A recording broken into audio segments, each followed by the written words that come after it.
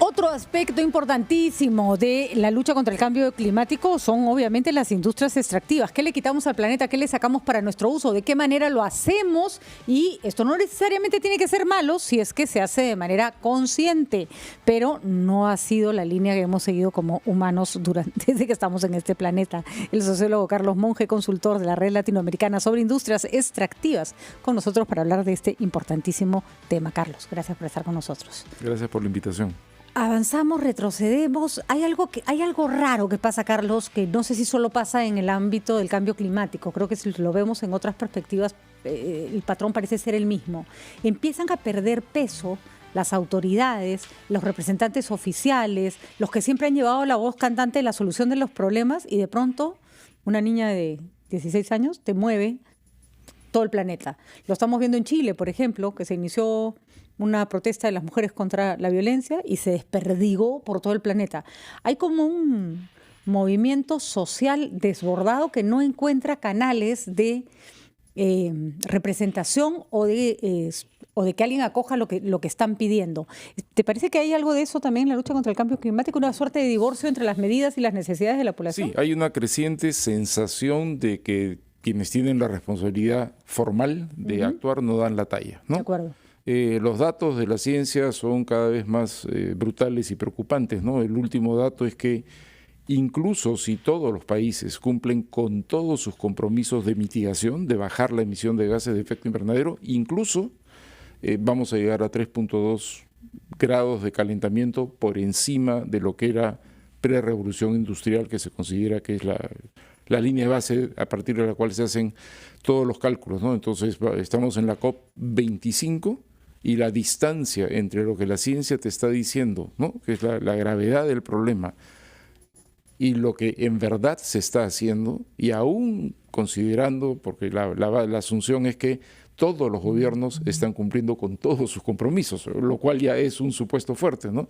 Pero aún en ese supuesto estamos cada vez más lejos de la meta de París, que fue 2 grados de calentamiento. Como máximo. Como máximo, y después la meta que han dicho los científicos diciendo que incluso 2 grados es demasiado y que debiéramos mantenernos con el 1.5 como límite. Entonces, claro, la percepción de esta distancia creciente entre lo que se necesita y lo que hacen los gobiernos lleva a que actores privados, porque también hay sectores empresariales, ¿no es cierto?, pero muchos actores ciudadanos o sociales tomen la batuta y comiencen a actuar por su cuenta para generar presión. Ahora, hay también sectores, digamos, comerciales, industriales, en los que no quieren la lucha contra el cambio climático, ¿no es cierto? Es también una guerra entre los que ofrecen un tipo de economía más verde, los que ofrecen un tipo de economía menos verde. Hay mucho dinero invertido en el negocio petrolero, ¿no? Así es, y hay mucho dinero también invertido en las energías alternativas, ¿no? Por eso es una batalla también de intereses empresariales, pero en algunos países, algunos son mucho más poderosos que otros. Uno lo ve en la campaña de Estados Unidos, ¿no? Así es. Es claro que el American Oil Institute, que es el gran gremio y el gran lobby petrolero que ha financiado íntegramente muchas de las campañas republicanas, está detrás de la actitud de Donald Trump de salirse de la COP, y es claro cuando uno ve en el discurso de Bernie Sanders y de Elizabeth Warren, y ahora comienza Joe Biden también a incorporarlo porque se da cuenta de lo que está en juego, que hay una mirada estratégica y una asociación entre clase política e inversionistas en energías limpias, ¿no? Decimos, sin embargo, que la industria petrolera invierte mucho de ese dinero que usted menciona en reducir la nocividad de sus productos y en preparar el futuro post-petróleo.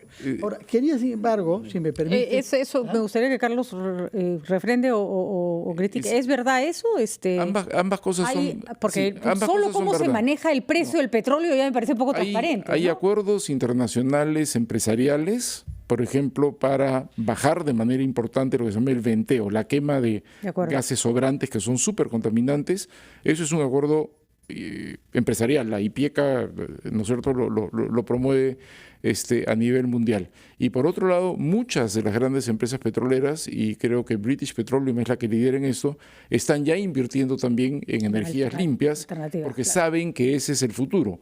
Pero en el corto plazo lo que quieren es poner en valor las reservas en las cuales ya invirtieron. O sea, quemar su petróleo. En el corto plazo quieren producir todo lo que puedan y ganar toda la plata que puedan y el problema es que ese corto plazo va contra lo que la ciencia está diciendo. Quería preguntarle sobre América Latina, porque usted trabaja en una red sobre energías, industrias extractivas en América Latina. Y basándose en estudios de la CEPAL, ustedes han hecho un cálculo de lo que cuesta al PBI en América Latina, quisiéramos conocer en el caso peruano, el calentamiento global. Es decir, cómo se traduce eso a un daño económico en nuestras economías. Y la otra pregunta, en relación a eso, han calculado también cuánto habría que invertir para mitigar los efectos del calentamiento global. Y quisiéramos tener datos en el Perú, si el presupuesto ha sido atribuido y para qué sectores específicos. Tengo el dato más general, son cálculos de la CEPAL. Sí. Estamos tomando cálculos de CEPAL, no son cálculos nuestros. El dato más general es que el costo del calentamiento global está entre 1.5 y 4 puntos del PBI, más o menos por ahí, no son cálculos muy precisos, ¿no? Porque el calentamiento global comienza a afectar los procesos productivos, ¿no? El mar se calienta a 1 grado y se acidifica un poco porque el mar absorbe mucho del carbono de la atmósfera y la anchoveta se va. Y eso va a afectar, por ejemplo, la pesca, ¿no?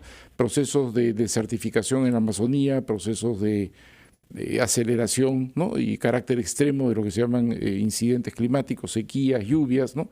Afectan todos los procesos productivos. Entonces, el cálculo es que eso va a costar ya una parte importante del PBI en América Latina, ¿no? El cálculo es que el costo de adaptación, que el costo que esto va a tener para América Latina, por ejemplo, en términos de la inversión que se necesita para la reconstrucción de infraestructura que es dañada por estos eventos climáticos extremos, el Niño, por ejemplo, es como de $100.000 millones anuales, ¿no? Y frente a eso la CEPAL ofrece un contracálculo. Dice, pero si inviertes entre 10.000 y 30.000, o entre 20.000 y 30.000, ¿no es cierto?, puedes prevenir, puedes ayudar a que la gente se prepare, puedes adaptar la infraestructura, ¿no? Entonces la CEPAL lo que está diciendo es, a nivel general, es un buen negocio invertir en prevención y en adaptación, ¿no? Que no hacer nada y luego esperar a gastar en reconstrucción, por ejemplo, ¿no? Entonces, tenemos esos datos que obligan a pensar, ¿no? En el caso peruano, los datos no son muy precisos. La CEPAL hace cálculos más generales, debe estar en el rango del 2% del PBI. O sea que perdemos por no hacer nada. $4.000 millones al año, sí, por no hacer nada. Por no hacer nada, y que si gastásemos la quinta parte de eso, ¿no?, en adaptarnos, en prevenir, podríamos ahorrarnos, digamos. ¿Y habría que invertir esa quinta parte, es decir, $800 millones? En términos de prevención, hay dos conceptos, ¿no? Uno es prevención, ¿no? Entonces, por ejemplo, preparar la infraestructura para la eventualidad de ciclos fuertes de lluvias. Hoy día sabemos que los fenómenos del Niño se aceleran. Antes eran infrecuentes, extraordinarios, se están convirtiendo casi en ordinarios, y entonces uno ya sabe que Guaycoloro, por esa torrentera va a bajar agua, y entonces lo que tienes que hacer de una vez es tener un puente más ancho para que soporte el paso de ese agua, tienes que reubicar de manera definitiva y ser muy estricto en impedir que esa zona se urbanice, porque es lo que ocurre todo el tiempo, ¿no es cierto?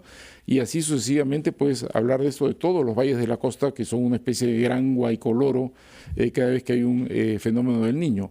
O, por ejemplo, con prevención podrías haber trabajado con todo el sector cafetalero, políticas de prevención, ¿no? O de qué hacer frente al fenómeno de la roya amarilla, ¿no? Esta infección que casi mata la exportación de café durante un par de años, que fue gravísima, ¿no?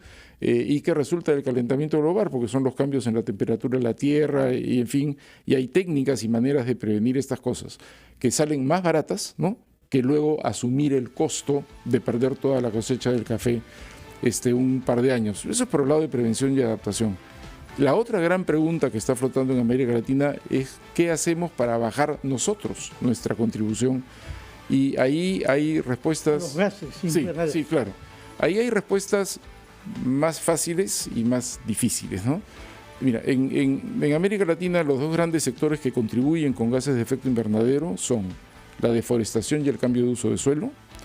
Es mucho más difícil de controlar, pero lo que no debieras hacer, como lamentablemente han hecho en Brasil, es alentarlo, ¿no es cierto? Así es. Y el segundo sector, que yo creo que sería más fácil de tratar, aunque requiere voluntad política, es la quema de energía fósil en el transporte. Entonces, en términos concretos, reformar el transporte de Lima. Tienes que ir a transporte masivo y tienes que hacerlo en el mínimo con gas, que es la gran energía de transición. Sigue siendo fósil, pero no ensucia tanto.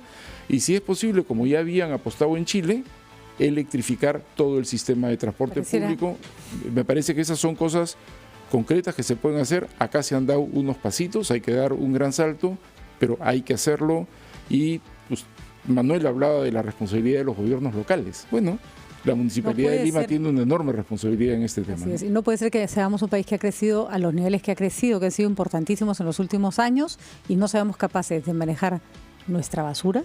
Nuestra basura no tiene cómo ser procesada, y que no seamos capaces de evitar que las aguas servidas lleguen sin tratamiento a lagunas, ríos y mares. No, nosotros no nos tenemos que poner metas muy altas, cosas tan simples como manejar nuestra cochinada, es algo que todavía no podemos como país y queremos formar parte del país. ¿Por qué no explicas el metropolitano? Digamos, ¿cuál es la enorme dificultad de hacer lo mismo en la Brasil, en la Salaberry, en la Canadá, en Langamos? ¿Es tan difícil? Pensar en el ciudadano y en darle calidad de vida, ¿no? Que tiene que ver justamente con el cuidado del medio ambiente también. Muchísimas gracias, Carlos Monge. En realidad interesantísima la conversación sobre el clima, la cumbre que se realiza en Madrid y sobre los retos que tienen los países para mejorar nuestra vida en el planeta. Vamos a una pausa, escuchamos titulares, regresamos.